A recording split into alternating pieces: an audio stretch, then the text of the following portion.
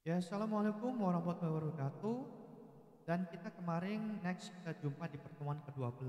Tapi ini lanjutannya. Lanjutannya itu di pertemuan ke-13 ya tentang juga di media server dan streaming.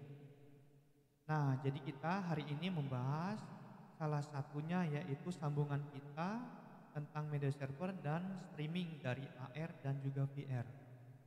Dan untuk di perangkat kerasnya media streaming ini ya untuk AR-nya dan VR-nya itu harus menggunakan prosesor atau CPU atau graphic processing unitnya ya. Untuk mengelola salah satunya tidak mengelola data sensor yang diambil dari prosesor untuk menjadi objek dan menampilkan overlay dengan kecepatan yang sangat tinggi. Jadi CPU atau prosesornya ya atau central processing unitnya kalau CPU-nya dan juga GPU-nya lebih tinggi itu juga menampilkannya juga kualitasnya semakin bagus.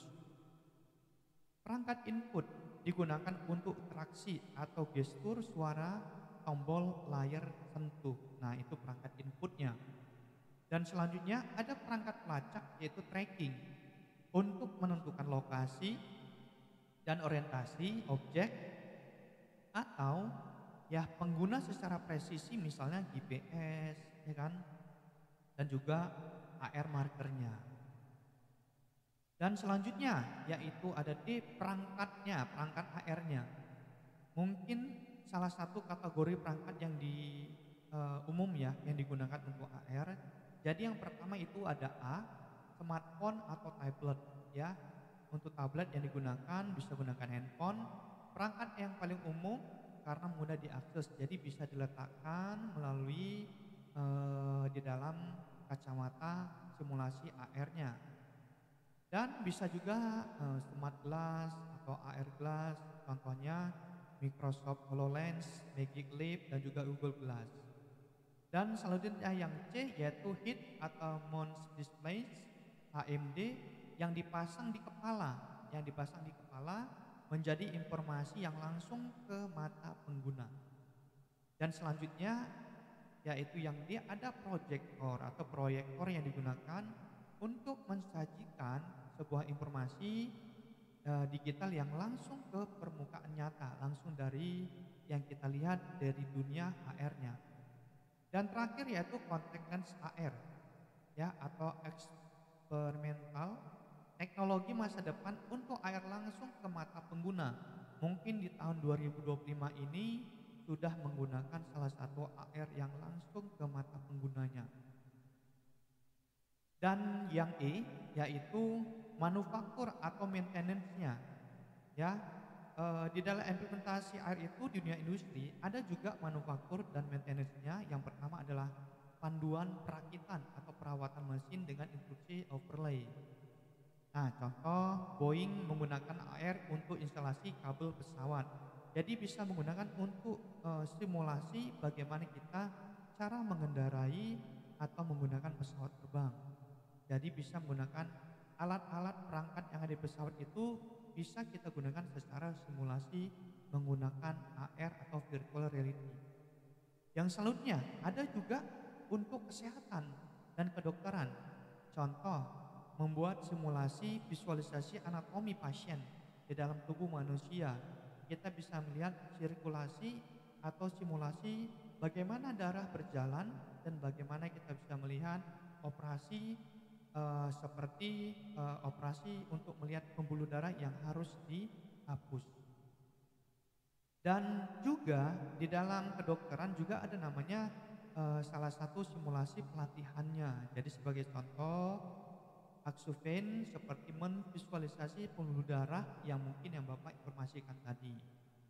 Dan selanjutnya secara retail atau e-commerce, jadi uji coba produk secara virtual seperti kacamata, pakaian dan juga furniturnya. Jadi contoh IKEA Please atau Sephora Virtual Artist. Untuk yang D yaitu pendidikan dan pelatihan.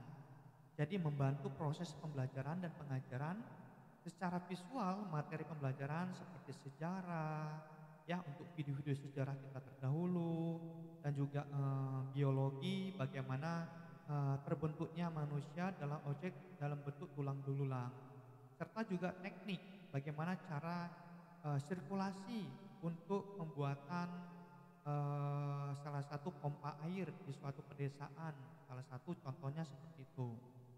Nah, jadi sebagai contoh aplikasi air untuk pembelajaran anatomi manusia.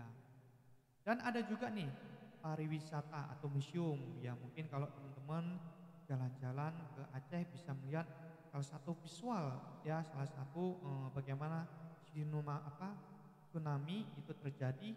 Contoh bagaimana Pak untuk peristiwa dan museumnya. Jadi di situ perlu adanya pemandu atau tur interaktifnya. Jadi visualisasi sejarah atau peninggalannya. Nah, sebagai contoh untuk museum Louvre atau mungkin kita jalan-jalan ke Aceh tadi bisa melihat simulasi terjadinya bencana tsunami di tahun 2000 sekian. Dan terakhir yaitu konstruksi dan arsitektur. Salah satu visualisasi atau bangunan sebelum dibangun. Jadi kita mau buat bangunan nih yang lebih bagus, elegan. Jadi bisa digunakan untuk konstruksi virtualnya secara arsitektur dari bangunan yang masih belum jadi sampai jadi serta dalam isi-isinya sampai selesai. Jadi salah satunya adalah simulasi untuk struktur dalam skala nyata. Nah, jadi teman-teman berakhirlah untuk pembahasan kita di media streaming di pertemuan ke-13.